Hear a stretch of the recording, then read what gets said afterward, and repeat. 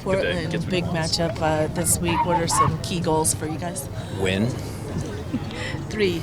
It's 2 more. Cascadia Cup. No injuries. There's 3. Did you watch much of the game last night? Oh, yeah. What did Yeah. you? It was 26-2 shots or something like that. Well, look, the last 2 opponents that they've had at Providence Park have, packed it in. So it's challenging sometimes to play like that, but that happens in MLS sometimes. I mean, I've been guilty of it. So how teams, tactically set up their group for various locations, travel, all that. I would never second guess any of the coaches that played against Portland, but certainly, you look at the statistical line and it was impressive that 26-2, all the stuff you guys talk about, the passing, percentage in the final, all that sort of stuff. But at the end of the day, this game up here isn't going to manifest itself like that because we're not going to sit back. So, we'll see what happens. Can you take anything at all from the U.S. Open Cup experience against them? No. No. And as far as they go, or this matchup, for somebody who's new, how would you describe it? It is a massive rivalry game. Everybody's talking about El Tráfico tonight, another game that I'll probably watch, Jeremiah, because I'm a soccer fan. But I hope a lot of people on national TV are watching the nightcap. The Portland-Seattle, that's been a traditional rivalry since the 70s. I know you guys track guys pretty closely. Jordan coming back from a long layoff. How do you think you guys have managed his physical ability and everything else so far this year and trying to make sure he doesn't kind of overdo it here? Well, we are absolutely on top of that, and Berhalter, the United States staff, has been very good about sharing their training information, game information with our guys here too. So credit to the national team for staying in close contact. And obviously credit our guys as well for making sure that we try and protect our athletes.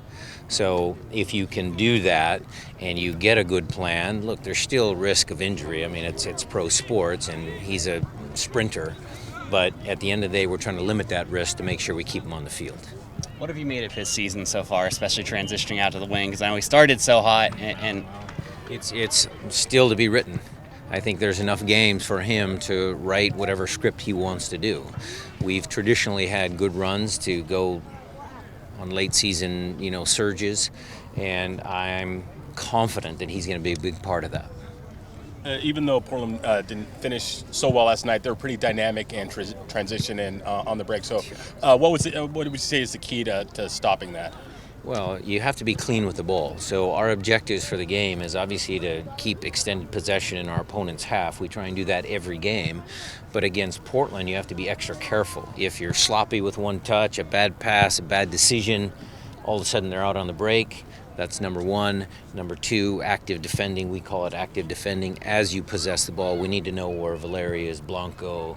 We need to know where their key guys that start the break are. And then, last thing is we just want to make sure that, some of the highlights you watch, some of the highlights we did watch were the Open Cup game, LAFC versus Portland. That was a good game for you guys to watch about how 2 good teams are going after each other, making sure you make them pay. If we can score first blood, they have to come out of their preferred way of playing. They love the transition game. But if you score first, score second, then they have to start opening up, come out, and that might lead to a good result for us. Jordan has talked about how in the past he kind of resisted playing out on the wing and that he really saw himself as the number 9 more, or at least as a forward. But he said this year he feels like he's embraced that more, and part of that is having a consistent role with both you and the national team. Yeah. If you could just speak about the transition that he's made positionally. Well, playing out wide, I always want my guys to be goal dangerous. Playing out wide, that position has to score goals. Jordan loves to score goals. Maybe that's why you might think, okay, he likes to play up front. Why do guys like to play center forward? Because they like to score goals. So if you can talk him into that, you can be goal dangerous from that position. That helps you with the psychological kind of messaging of, okay, yeah, I play out here. But we also encourage times for him to come in at the right moments because we like to get our outside backs up and down the field. so he can't be a roadblock there. So there are certain moments that I like to have him come inside. There's certain moments when Greg likes him to come inside in the inside right channel. And that's been enough to kind of maybe change his mind a little bit about how effective he can be to help the team. Because the last thing I'll say about Jordan is he's a team guy. I mean, if I told him to play left back, he'd probably play left back. He probably wouldn't complain about it either. Coach, is there an injury update on Victor Rodriguez? And I saw Leardom walk off the field a little earlier. He just got a kick from the game the other night. Leardom will be fine. Victor, we're going to be a little bit more cautious with because, that's a muscular injury.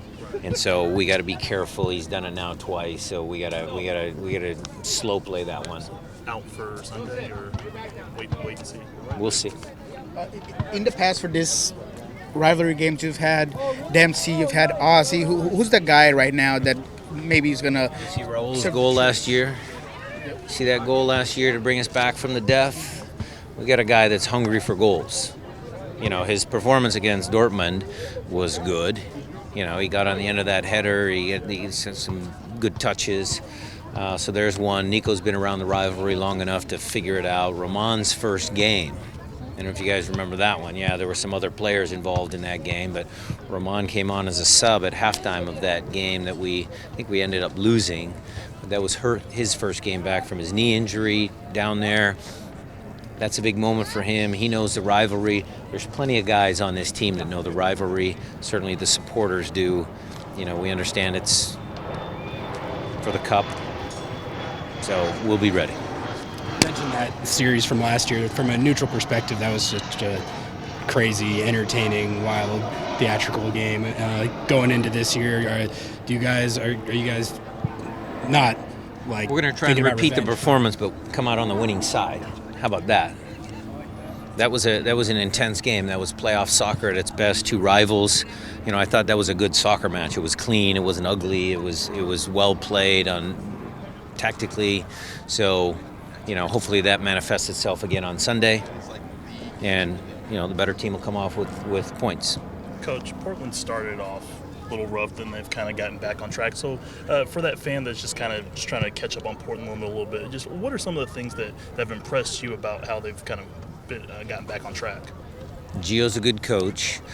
They were remodeling their stadium, so that's why there was a ton of road games. We all know how hard it is to win on the road in MLS. So that's part of the reason for their slow start. They added a designated player. So there's a lot of reasons why people should watch out for Portland. They'll be tough down the stretch for sure. Any updates on Henry Wingo's situation? One of your crack readers broke that. I thought somebody else might have broken that. You're slipping. South American. Yeah, okay. You don't got any contacts in Sweden. I'll remember that. No updates. We did let Wingo go, and it was a good opportunity for him. With where he was on the depth chart, I felt that it was a good opportunity for him. And look, if something happens and he breaks through and we still retain his rights, I think that's a good thing for both the player and the club. So it sounds like it's looked at potentially more of a loan than as a sale. You would have to ask Garth for all the particulars on that, but I'm focused on what it means to me because I've known Henry for a long time. He's a great kid, great family growing up. I coached Teddy Wingo when he was a youth player. Lots of connections there. So we all as an organization wish Henry good luck. Just to follow up, so it sounds like that he is no longer with the Sounders, or no. I never said that. Never said that. If he doesn't make it, he'll come back and he'll play here. You're just saying he went with your permission. He went with my permission on a trial with his buddy, Mr. Eichmann.